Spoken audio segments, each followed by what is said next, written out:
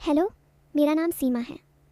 मैं अभी 22 साल की हूँ और मेरी बॉडी ऐसी है कि जब मैं चलती हूँ तो लोग मुड़कर देखते हैं। मेरी कमर पतली है और ऊपर से सब कुछ वैसा जो लड़कियों में होना चाहिए, थोड़ा भरा भरा, जो आंखों को चुभता है। मैं गांव में रहती हूँ लेकिन शहर की तरह कपड़े पहनती हूँ, टाइट जीन्स एंड टॉप, जो मेरी शेप को और हाईलाइट करते हैं।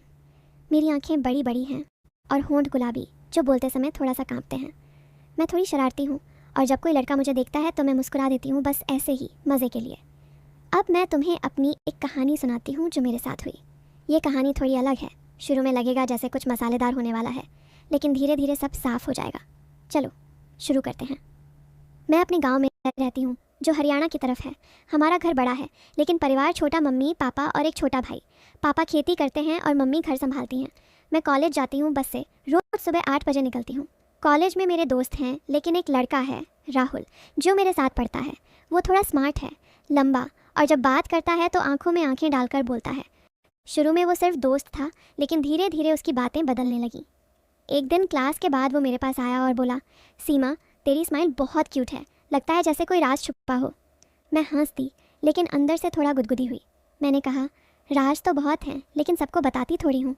वो मुस्कुराया और बोला, कभी तो बताओगी ना। मैंने कंधा झटका और चली गई, लेकिन मन में सोच रही थी कि ये क्या कह रहा है। अगले दिन कॉलेज में लंच टाइम था। हम सब ग्रुप में बैठे थे और राहुल मेरे बगल में आकर बैठ गया। उसकी जांघ मेरी जांघ से छू रही थी, लेकिन मैंने कुछ नहीं कहा। वो बोला, सीमा, तू इतनी इतनी अच्छी क्यों लगती है आज, मौसम तो ठंडा है। मैंने समझा लेकिन हंसकर बोली, हॉट मतलब चाय पीनी है क्या। वो हंसा और बोला, नहीं, मतलब तेरी आंखें जलाती हैं। मैंने सोचा ये तो थोड़ा आगे बढ़ रहा है, लेकिन मैंने टॉपिक चेंज किया। अरे, कल का असाइनमेंट किया। वो बोला, नहीं, तू हेल्प करेगी। मैंने हाँ कह दी। शाम को वो मैसेज किया, कब मिले। मैंने कहा, कल कॉलेज में। लेकिन वो बोला, घर पर आ जाऊँ। मैंने मना कर दिया, लेकिन मन में सोच रही थी कि अगर आया तो क्या होगा। गांव में सब जानते हैं, लेकिन थोड़ा एक्साइटमेंट था। फिर एक शाम मैं घर पर थी, मम्मी किचन में थी। राहुल का कॉल आया। वो बोला, सीमा, मैं तेरे गांव के पास हूँ, मिल सकती है। मैं थोड़ी घबरा गई लेकिन बोली, क्यों। वो बोला, बस बात करनी है। मैंने सोचा रात हो रही है, लेकिन बाहर निकल गई। हम गांव के बाहर वाले रोड पर मिले, जहां अंधेरा था लेकिन चांद की रोशनी। वो आया और बोला, तू आज बहुत सुंदर लग रही है, जैसे कोई सपना। मैंने कहा, सपने में क्या करते हो। वो करीब आया और बोला, सपनों में तो बहुत कुछ। उसकी सांस मेरे चेहरे पर लग रही थी और मैं सोच रही थी कि अब क्या होगा, लेकिन तभी एक गाड़ी की लाइट आई और हम अलग हो गए। मैंने कहा, चलो घर जाओ। लेकिन वो बोला, कल फिर मिले। मैंने हाँ कह दी, लेकिन अंदर से डर और मज़ा दोनों थे। अगली सुबह कॉलेज में वो फिर मेरे पास आया। क्लास में टीचर पढ़ा रहे थे, लेकिन वो मेरे कान में फुसफुसाया, कल रात तू मेरे सपनों में आई थी। मैंने मुस्कुराकर कहा, क्या किया सपनों में। वो बोला, बताऊं। मैंने मना किया, लेकिन मन में क्यूरियसिटी थी। लंच में हम अकेले बैठे और वो मेरे हाथ पर हाथ रखकर बोला, तेरी स्किन कितनी सॉफ्ट है।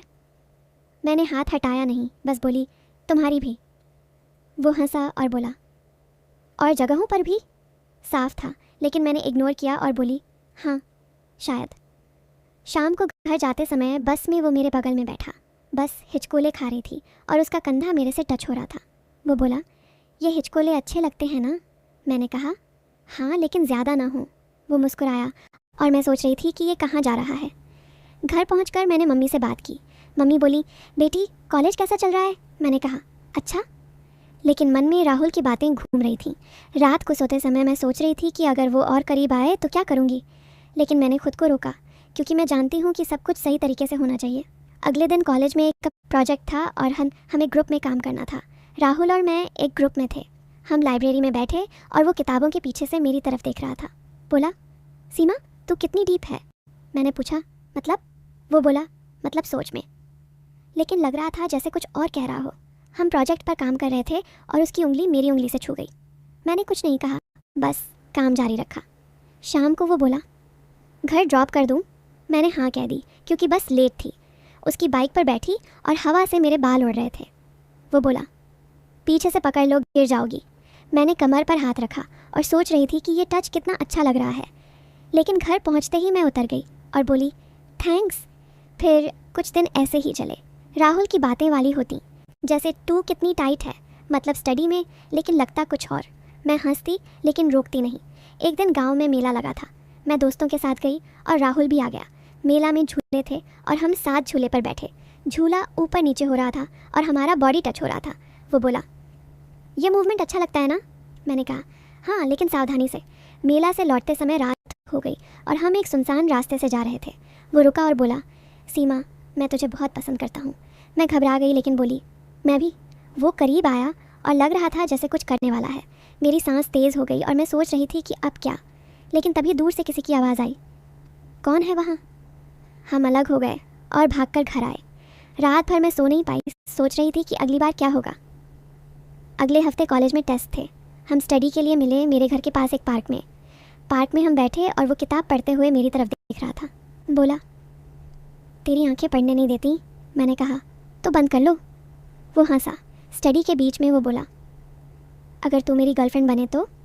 मैंने कहा, चूँगी। लेकिन मन में डर था कि कहीं कुछ गलत ना हो जाए। शाम को जब हम उठे तो वो मेरे कंधे पर हाथ रखकर बोला, तू कितनी वार्म है। मैंने हाथ हटाया नहीं, बस चली गई। घर पर मम्मी ने पूछा, कौन था वो लड़का? मैंने कहा, दोस्त। लेकिन मम्मी की आंखों में शक था। धीरे धीरे राहुल की बातें और गहरी होने लगीं। एक दिन फ़ोन पर वो बोला, सीमा, मैं तुझे छूना चाहता हूँ। मैं चौंक गई लेकिन बोली, क्यों? वो बोला, बस फील करने के लिए। मैंने फ़ोन काट दिया, लेकिन अगले दिन मिली तो कुछ नहीं कहा। हम कॉलेज के कैंटीन में बैठे और वो मेरे पैर पर पैर रखकर बोला, सॉरी। मैंने कहा, ओके। लेकिन लग रहा था जैसे कुछ बिल्डअप हो रहा है। गांव में एक दिन मैं अकेली थी, पापा खेत गए थे। राहुल मैसेज किया, आ जाऊँ?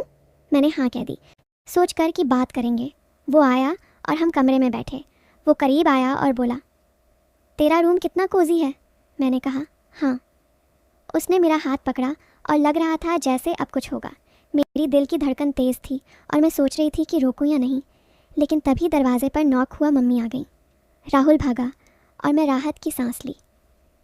ऐसे ही दिन बीतते गए। राहुल की हर बात में, हर टच में मुझे लगता कि आज तो कुछ हो जाएगा, लेकिन हमेशा कुछ न कुछ हो जाता जो रोक देता। एक दिन हम गांव के बाहर एक छोटे से जंगल जैसे जगह गए पिकनिक के बहाने। वहाँ बैठे और वो बोला, यहाँ कोई नहीं आएगा। मैं डर गई लेकिन बोली, क्या करोगे? वो मुस्कुराया और करीब आया। उसका हाथ मेरी कमर पर था और लग रहा था जैसे अब लिमिट क्रॉस हो जाएगी। लेकिन तभी बारिश की बूंदें गिरी। नहीं, रुक, बारिश नहीं, वो ग्लिच है। अरे वो तो मैंने कह दिया, लेकिन नहीं, वो दिन धूप था। असल में तभी एक सांप दिखा देखा ज़मीन पर और हम दोनों डरकर भागे। हाँ, वो यूनिक था। सांप की वजह से सब रुक गया। मैं हंस रही थी लेकिन राहुल गुस्से में था। फिर एक शाम राहुल ने मुझे बुलाया अपने घर। उसके घर वाले बाहर गए थे। मैं गई सोचकर कि बात करेंगे। घर में हम सोफे पर बैठे और वो बोला, आज कोई नहीं रुकेगा। उसने मेरा हाथ पकड़ा और खींचा। मैं सोच रही थी कि अब क्या करूं। उसकी आंखें में वो लुक था जैसे कुछ होने वाला है। मैंने कहा, राहुल रुक, लेकिन वो नहीं रुका। तभी उसके फ़ोन पर कॉल आया उसकी बहन का, जो कह रही थी कि जल्दी आ रही है। हम अलग हुए और मैं घर चली गई। रात भर सोच रही थी कि ये कब तक चलेगा। धीरे धीरे मुझे एहसास होने लगा कि राहुल सिर्फ चाहता है, लेकिन मैं कुछ और। मैंने फ़ैसला किया कि बात करूँगी। अगले दिन कॉलेज में मैंने कहा, राहुल, हमें बात करनी है। वो बोला, क्या? मैंने कहा, ये सब वाली बातें मन कर। मैं तुझे पसंद करती हूँ, लेकिन सही तरीके से। वो चौंक गया। बोला, मैं तो मजाक कर रहा था। लेकिन मैं जानती थी कि नहीं। हमने बात की और धीरे धीरे वो बदलने लगा। बातें नॉर्मल होने लगीं। हम दोस्त बने, लेकिन सच्चे वाले। फिर एक बड़ा ट्विस्ट आया। एक दिन राहुल ने बताया कि वो शादी करने वाला है, लेकिन किसी और से नहीं, मेरे साथ। लेकिन वेट, नहीं, वो नहीं। असल ट्विस्ट ये था कि राहुल कोई लड़का नहीं था। नहीं, वो तो था। रुक, सोचो।